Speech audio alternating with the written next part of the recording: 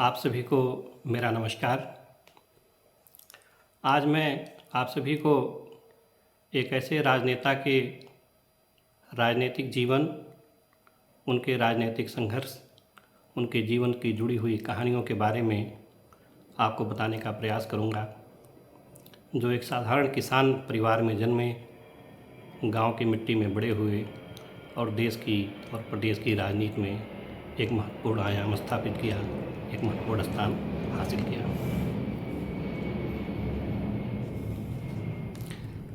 जी हाँ, मैं बात कर रहा हूँ श्री मुलायम सिंह यादव की, जो 8 बार विधायक रहे, 7 बार सांसद रहे, 1 बार विधान परिषद के सदस्य रहे, 3 बार उत्तर प्रदेश राज्य के मुख्यमंत्री रहे और 1 बार देश के रक्षा मंत्री रहे। लगभग 6 दशक लंबा राजनीतिक जीवन जीने के बाद अभी हाल ही में अक्टूबर 2022 को उनका निधन हो गया। मुलायम सिंह यादव का जन्म उत्तर प्रदेश राज्य के इटावा ज़िले के एक छोटे से सैफई गांव में हुआ था। 22 नवंबर 1939 को किसान परिवार में जन्मे थे।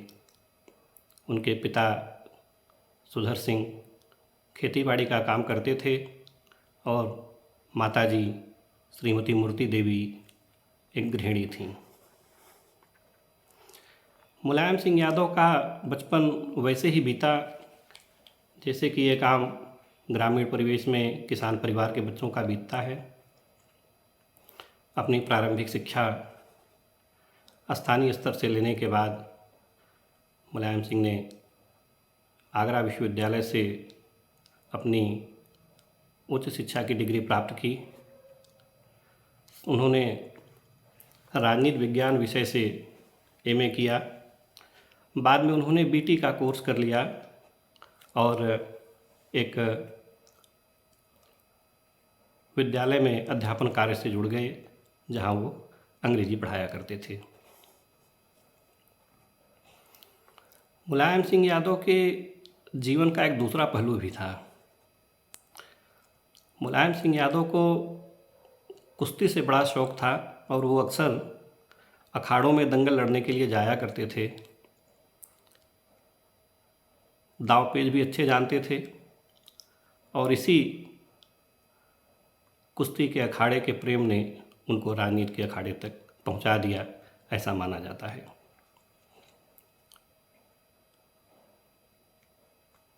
घटना 60 के दशक की है। कुश्ती का एक दंगल हो रहा था और उस दंगल को देखने के लिए जशवंत नगर के विधायक, जो कि सोशलिस्ट पार्टी से थे, नथु सिंह उस दंगल को देखने के लिए आए थे। और उस दंगल में एक छोटे कद के पहलवान मुलायम सिंह का मुकाबला एक बड़े डील डौल वाले सरीउद्दीन त्रिपाठी से था। सरीउद्दीन त्रिपाठी काफ़ी नामी पहलवान थे, लेकिन उस दंगल में मुलायम सिंह ने सरीउद्दीन त्रिपाठी को चित्त कर दिया और उनको पटक दिया। और नथु सिंह मुलायम सिंह से इतने प्रभावित हुए कि उन्होंने उनको अपने साथ ले लिया, अपना सहयोगी बना लिया, अपना शागिर्द बना लिया। और बाद में डॉक्टर राम मनोहर लोहिया से उनकी मुलाकात करवाई और मुलायम सिंह उसी समय से लोहिया जी के अनुयायी बन गए।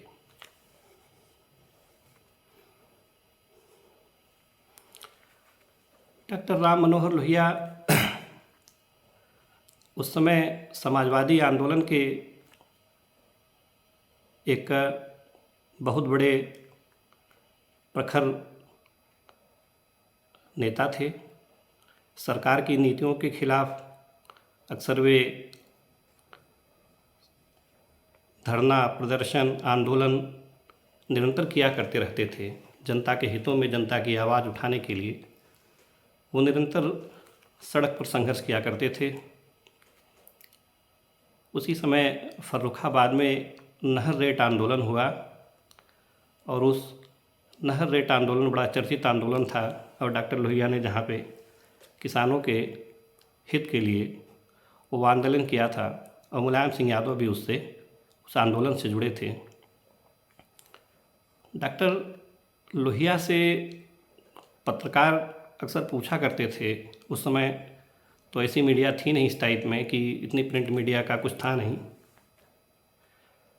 तो उनसे पत्रकार पूछा करते थे कि आप सरकार के खिलाफ इतने मुखर क्यों रहते हैं, आप इतने आंदोलन क्यों करते रहते हैं, और आप सीधे चुनाव में क्यों नहीं जाते।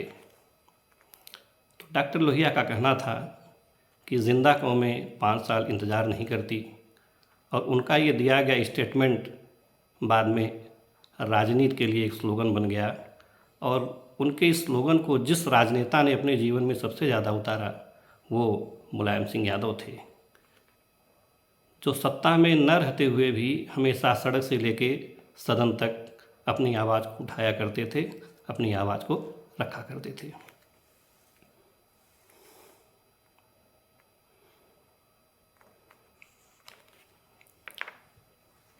उन्नीस की बात है, 1967 में उत्तर प्रदेश में विधानसभा के चुनाव होने थे।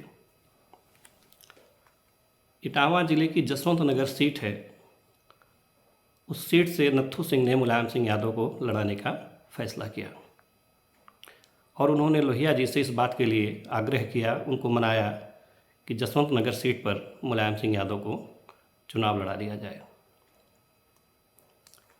बात तय हो गई, लोहिया जी मान गए, और मुलायम सिंह यादव संयुक्त सोशलिस्ट पार्टी के उम्मीदवार के रूप में जसवंत नगर विधानसभा से चुनाव मैदान में आ गए।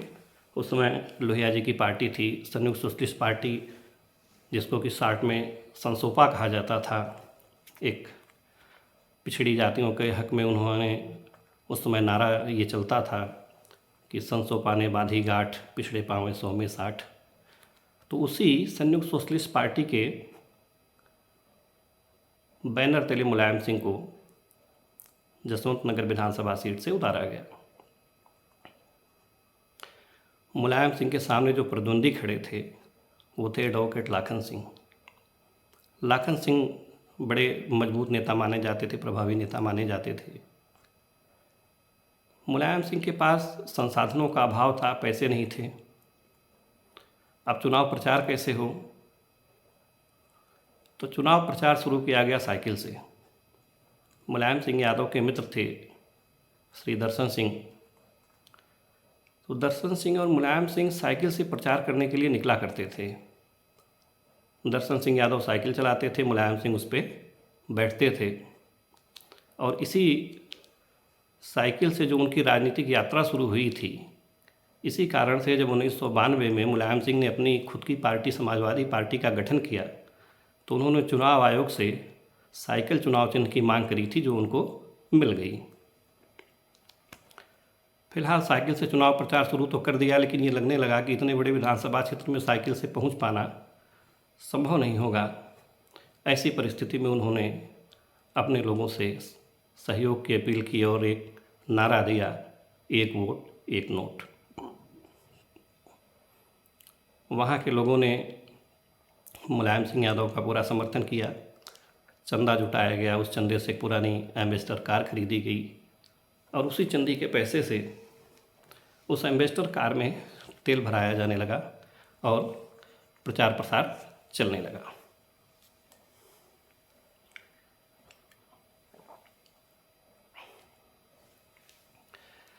जसवंत नगर की लड़ाई के बारे में उस समय लोग कहा करते थे कि कोई ये बड़ी असमान लड़ाई है, और लाखन सिंह बहुत ही मजबूत प्रत्याशी हैं, और उनके सामने मुलायम सिंह कहीं से चुनाव में टिक नहीं पाएंगे।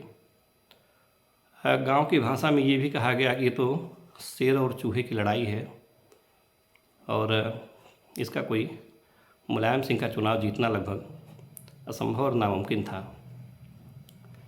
लेकिन जब चुनाव का परिणाम आया तो सारे आकलन सिद्ध हो गए, सारी भविष्यवाणियाँ फेल हो गई। राजनीति के अखाड़े में मुलायम सिंह यादव ने लाखन सिंह को अपने चरखा दाव से चित्त कर दिया था, और ये उनकी पहली राजनीतिक विजय थी।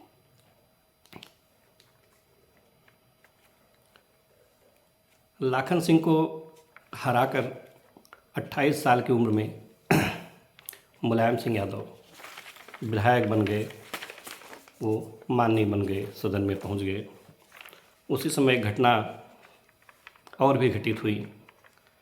जब मुलायम सिंह यादव चुनाव जीत करके आए और जसवंत नगर में जश्न का माहौल था, कहीं पे एक जनसभा चल रही थी। उसी जनसभा में मुलायम सिंह के ऊपर गोली चलाई गई, उनको जान से मारने की कोशिश की गई, लेकिन छोटा कद होने के नाते निशाना चूक गया और गोली उनको न लग करके उनके पास खड़े एक दूसरे व्यक्ति को जा लगी। नेताजी को, मुलायम सिंह को जानने वाले लोग बताते हैं कि उनके जीवन में कई ऐसी घटनाएं घटी थीं। वो बड़े साहसी प्रवृत्ति के व्यक्ति थे, बड़े हिम्मती थे। एक बार ये कहा जाता है कि सन 1960 का समय था और करहल का जैन इंटर कॉलेज, उसमें कवि सम्मेलन चल रहा था और उस कवि सम्मेलन में एक कवि थे दामोदर स्वरूप विद्रोही। वो कविता पाठ कर रहे थे कि दिल्ली की गद्दी सावधान। कविता सरकार के खिलाफ थी, इसलिए वहाँ पर उपस्थित एक इंस्पेक्टर ने उनको रोकने का प्रयास किया और जब विद्रोही जी नहीं माने तो इंस्पेक्टर ने मंच पर चढ़ के उनके हाथ से माइक छीन लिया और माइक छीन करके फेंक दिया। मुलायम सिंह उस समय बिल्कुल युवा थे, उन्हें ये बर्दाश्त नहीं हुआ और वो तुरंत मंच पर चढ़े और उन्होंने उस दरोगा को उठा करके वहीं उसी मंच पर पटक दिया और बाद में लोगों ने बीच बचाव काफ़ी किया, बीच बचाव करके मामले को सुलझाया। तो मुलायम सिंह यादव के बारे में जो लोग हैं वो कहते हैं वो शुरू से ही बड़े साहसी प्रवृत्ति के व्यक्ति थे और वो बहुत परिणामों की चिंता नहीं करते थे कि मेरे इस कृत्य का परिणाम क्या निकलेगा। अगर कहीं किसी के ऊपर अत्याचार होता दिखता था तो वे सीधी कार्रवाई में ज़्यादा विश्वास रखते थे। फिलहाल मुलायम सिंह जसवंत नगर से विधायक बन चुके थे। इसी बीच 1968 सन 1968 का समय था जब डॉक्टर राम मनोहर लोहिया का निधन हो गया। समाजवाद की एक प्रखर आवाज़ अब बंद हो गई थी।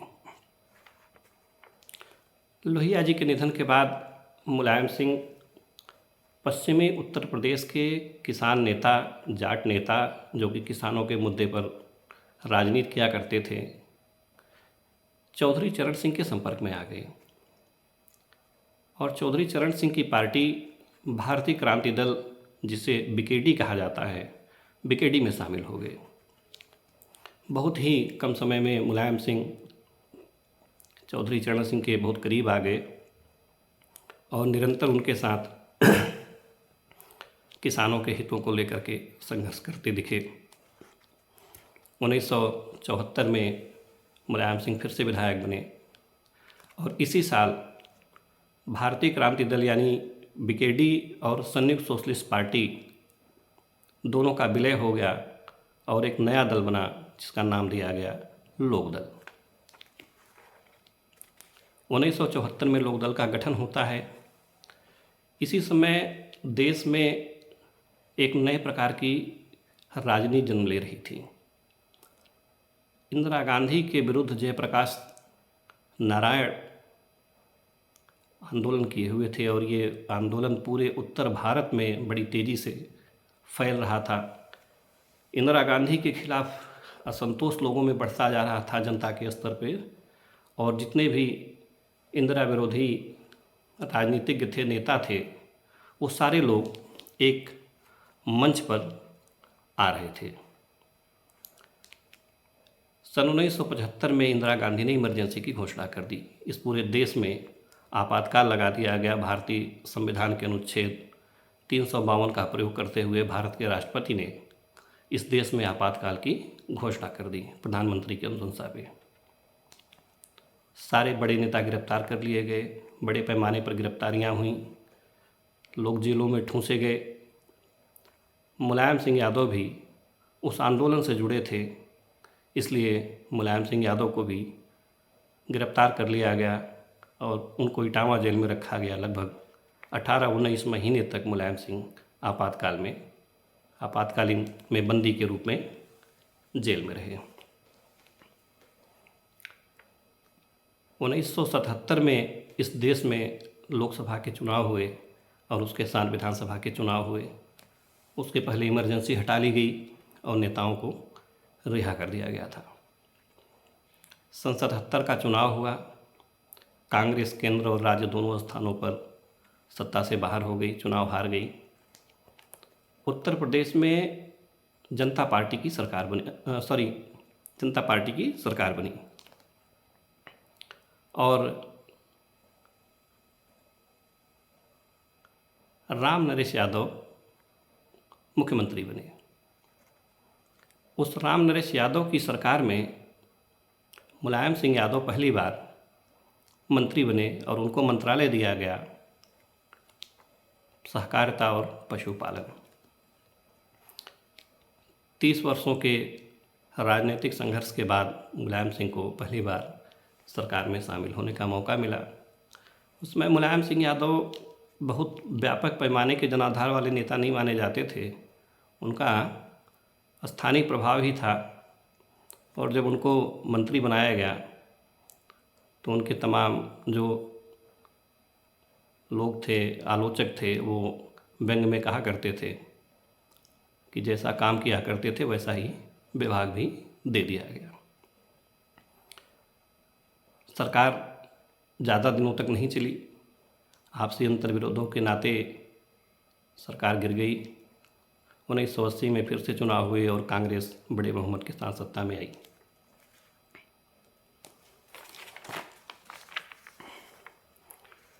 मुलायम सिंह यादव चौधरी चरण सिंह के साथ संघर्ष करते रहे, विपक्ष की भूमिका में रहे। इसी दौरान 1982 में 1982 में मुलायम सिंह के ऊपर एक बार फिर जानलेवा हमला हुआ, लेकिन उस हमले में भी वो बच गए और इस बार आरोप लगा कद्दावर नेता और पूर्व केंद्रीय मंत्री श्री बलराम सिंह यादव के ऊपर। बलराम सिंह यादव कांग्रेस के नेता थे, बड़े नेता थे और ये राजनीतिक वर्चस्व की लड़ाई मानी गई कि अपने राजनीतिक रसूख को कायम करने के लिए, चूँकि मुलायम सिंह एक उभरते हुए नेता थे इटावा के आसपास के तरफ के और एक ही जात के थे, तो वर्चस्व की लड़ाई में ये माना गया कि ये मुलायम सिंह के ऊपर जो हमला है वो बलराम सिंह यादव ने कराया है। हालांकि मैं आपको बता दूं कि श्री बलराम सिंह यादव को ही बाद में मुलायम सिंह ने समाजवादी पार्टी में अपनी पार्टी में शामिल करा लिया और उनको मैनपुरी से 2 बार सांसद का टिकट दिया और उनको सांसद बनाया। चौधरी चरण सिंह ने मुलायम सिंह यादव को नेता प्रतिपक्ष बनवा दिया विधानसभा में और उनको सरकारी सुरक्षा प्राप्त हो गई। 1985 में फिर से चुनाव हुए। 1984 में इंदिरा गांधी की हत्या हो चुकी थी पूरे देश में।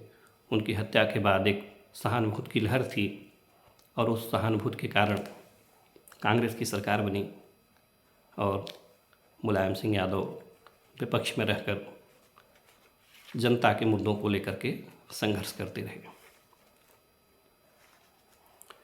इसी बीच एक महत्वपूर्ण घटना होती है। 1987 में 1987 में चौधरी चरण सिंह का देहांत हो गया। चौधरी साहब का देहांत होने के बाद उनके पुत्र थे अजीत सिंह, जो उस समय विदेश में रहा करते थे। वो विदेश से उत्तर प्रदेश लौट आए। चौधरी अजीत सिंह काफ़ी पढ़े लिखे व्यक्ति थे। IIT से उन्होंने अपनी शिक्षा प्राप्त करी थी।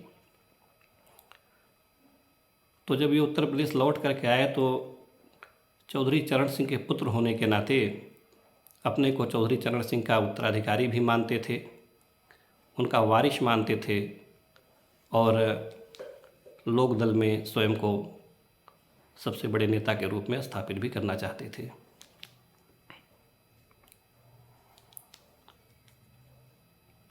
मुलायम सिंह यादव अपने को चौधरी साहब का शिष्य मानते थे और उनके शिष्य होने के नाते अपने को उनका उत्तराधिकारी समझते थे।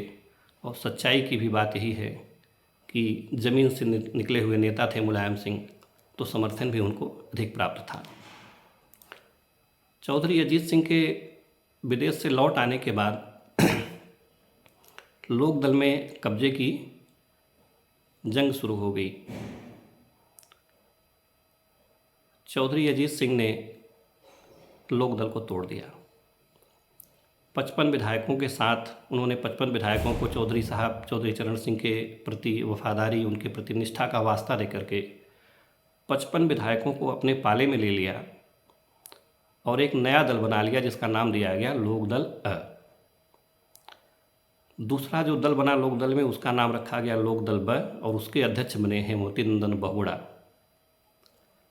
यद्यपि लोकदल ब के अध्यक्ष हेमवती नंदन बहुगुणा थे, लेकिन सारी चालें मुलायम सिंह पीछे से चल रहे थे।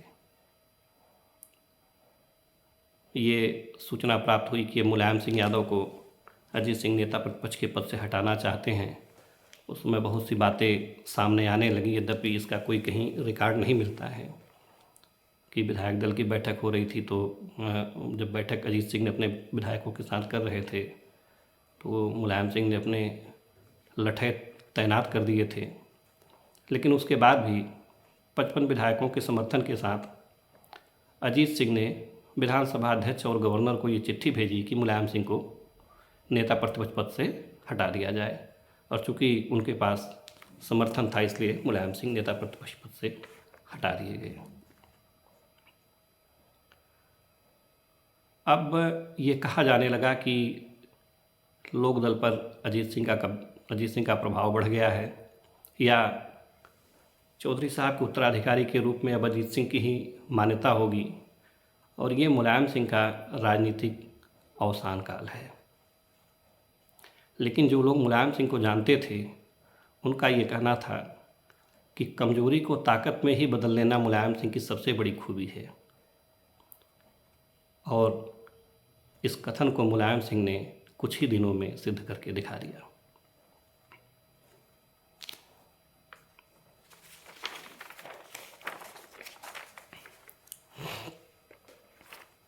देश में एक महत्वपूर्ण राजनीतिक घटनाक्रम इस बीच हुआ। विश्वनाथ प्रताप सिंह ने कांग्रेस पार्टी इस समय छोड़ दी। बीपी सिंह उत्तर प्रदेश के ही रहने वाले थे, मांडा के, इलाहाबाद के। अब वो कांग्रेस के बड़े महत्वपूर्ण नेता थे, उत्तर प्रदेश के मुख्यमंत्री भी रहे थे, केंद्र में रक्षा मंत्री, वित्त मंत्री, कई पदों पे रहे। उन्होंने कांग्रेस छोड़ दी और कांग्रेस छोड़ने के साथ साथ उन्होंने सरकार पर भ्रष्टाचार के आरोप लगाने शुरू कर दिए और वो भी भ्रष्टाचार के आरोप सीधे देश के प्रधानमंत्री राजीव गांधी के ऊपर उन्होंने लगाया। उन्होंने भ्रष्टाचार के कई गंभीर आरोपों का नाम लिया और उसमें जो है एक आरोप था वो बोफोर्स तोप की दलाली का मुद्दा था। बीपी सिंह ने सीधे राजीव गांधी के ऊपर ही हमला किया और कहा कि जो बोफोर्स तोप की खरीद हुई है उसमें राजीव गांधी ने दलाली खाई है। और उसमें एक इटालियन नागरिक ओतावियो क्वात्रोची की भी भूमिका सामने आने लगी और ये बोफोर्स तोप का मुद्दा जो था वो एक बड़ा राजनीतिक मुद्दा बना। उस समय बीपी सिंह ने कांग्रेस छोड़ दी, जन मोर्चा बना लिया और निरंतर सरकार के खिलाफ राजीव गांधी के खिलाफ मुखर होते रहे। इधर मुलायम सिंह नेता प्रतिपक्ष से हटने के बाद उन्होंने एक क्रांतिकारी मोर्चा बना लिया और क्रांतिकारी मोर्चा बनाकर एक क्रांति रथ पर सवार होकर के उत्तर प्रदेश के जिलों की, गांवों की धूल फांकने के लिए निकल पड़े।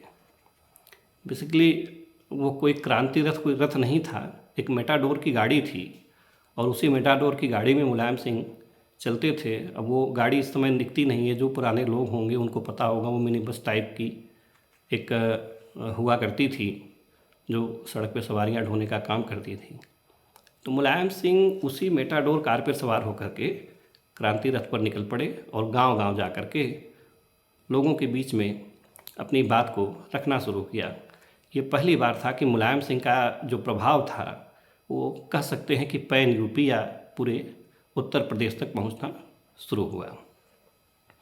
सन 1989 में देश में और प्रदेश में चुनाव होने थे। उसके पहले कांग्रेस विरोधी जितने भी नेता थे वो सारे लोग एक मंच पे आए। उनको ये आवश्यकता महसूस हुई कि बिना एक मंच पे आए कांग्रेस को हराया जाना बड़ा मुश्किल है, और इसी एक उद्देश्य से सारे लोगों ने मिलकर के एक दल बनाया और उस दल का नाम रखा गया जनता दल। इसमें कई राज्यों के बड़े बड़े नेता शामिल हुए जनता दल में। विश्वनाथ प्रताप सिंह, हरियाणा से चौधरी देवीलाल, बलिया के श्री चंद्रशेखर, मुलायम सिंह यादव, लालू प्रसाद यादव, शरद यादव, रामविलास पासवान, नीतीश कुमार। दक्षिण भारत में रामकृष्ण हेगड़े, एच.डी. देवेगौड़ा और भी बहुत सारे ऐसे नेता थे जो कि जनता दल में शामिल होकर के संयुक्त रूप से कांग्रेस को हराना चाहते थे। 1989 के चुनाव की घोषणा हो गई, चुनाव संपन्न हो गया। केंद्र और राज्य दोनों में कांग्रेस सत्ता से बाहर हो गई। उत्तर प्रदेश में 425 सदस्यीय विधानसभा में 208 सीटें पाकर जनता दल सबसे बड़ा दल बना। उस समय यूपी में 425 सीटें हुआ करती थीं, क्योंकि उस समय उत्तराखंड का विभाजन नहीं हुआ था, तो उस समय 425 सीटें यहाँ हुआ करती थी और बहुमत के लिए 213 विधायकों की ज़रूरत होती थी। जनता दल को सरकार बनाना था और अब बात आ गई विधायक दल के नेता चुने जाने की, जिसे कि उत्तर प्रदेश राज्य का मुख्यमंत्री बनाया जाना था। दिसंबर के पहले ही सप्ताह में विधानमंडल दल की बैठक बुलाई गई। विधायक दल का नेता चुने जाने के लिए जनता दल की केंद्रीय इकाई ने 3 पर्यवेक्षक उस विधायक दल की बैठक के लिए पर्यवेक्षण के लिए 3 पर्यवेक्षकों को भेजा, जिनमें पहले थे मुफ्ती मोहम्मद सईद कश्मीर से, दूसरे पर्यवेक्षक थे समाजवादी नेता मधुली में, और तीसरे पर्यवेक्षक थे गुजरात के चिमन भाई पटेल। विधानमंडल दल की बैठक शुरू हुई तो उसमें 3 प्रमुख दावेदार नेता चुने जाने के लिए सामने आए। पहले नंबर पे थे अजीत सिंह। अजीत सिंह दौड़ में सबसे आगे थे। उन्हें ये लग रहा था कि चौधरी साहब का पुत्र होने के नाते, उनका उत्तराधिकारी होने के नाते मुझे ही विधायक दल का नेता चुना जाएगा।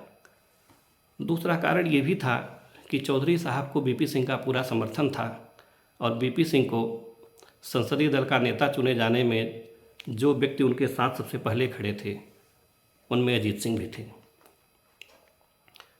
दूसरे दावेदार थे मुलायम सिंह यादव। मुलायम सिंह यादव ज़मीन से उभरे हुए नेता थे और ये कहा जा सकता है कि एक उत्तर प्रदेश की बड़ी संख्या में उनको जनसमर्थन के कारण ही जनता दल को बहुमत मिला था।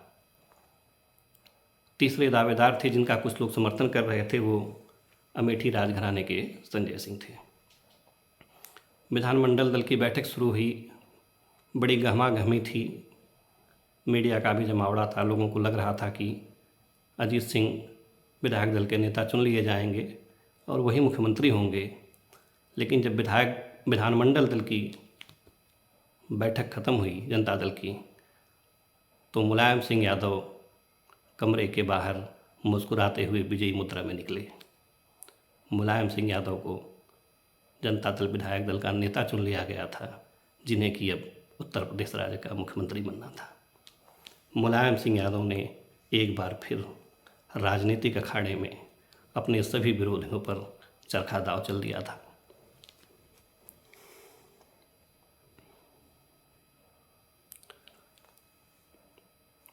पाँच दिसंबर 1989। ये वो समय था जब मुलायम सिंह ने उत्तर प्रदेश के मुख्यमंत्री के रूप में पहली बार शपथ ली। गवर्नर उस समय थे मोहम्मद उस्मान आरिफ साहब ने मुलायम सिंह यादव को पद और गोपनीयता की शपथ दिलाई। मुलायम सिंह यादव मुख्यमंत्री तो बन गए, लेकिन मुख्यमंत्री का पद उनके लिए कोई फूलों की सेज नहीं थी, उनके लिए ये कांटों भरा ताज सिद्ध हुआ। आज के लिए बस इतना ही। मुलायम सिंह यादव के जीवन की बाकी कहानियाँ मैं आप सभी को अगले एपिसोड में बताऊंगा। देखते रहिए। बहुत बहुत आप सभी का धन्यवाद।